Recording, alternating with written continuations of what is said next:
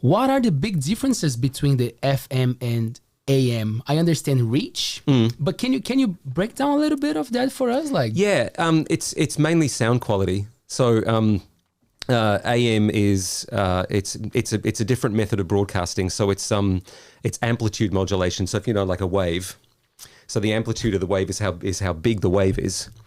That's more susceptible to atmospheric stuff like lightning. So if you've ever listened to an AM station when there's a thunderstorm going on, you hear all the crackles and all that sort of thing, and it really wrecks the sound. FM is frequency modulation, so it's the same amplitude of the wave, but the frequency changes ever so slightly as the sound moves through. And because it's got a wider bandwidth, it's on a higher frequency up the band, and it works in such a different way that the sound is a lot clearer, obviously.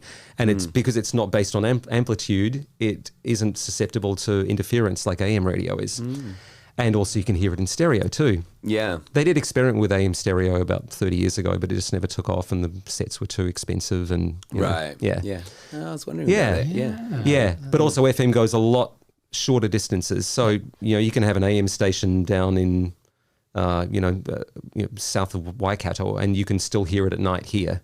Whereas an FM station, you've got to be able to basically see where the transmitter is. If you go behind a hill, that's where you start to get all the crackles and whatever. Right. So it doesn't go as far. Is there anything recently with all these advances with technology, and the way that we are like live streaming and stuff?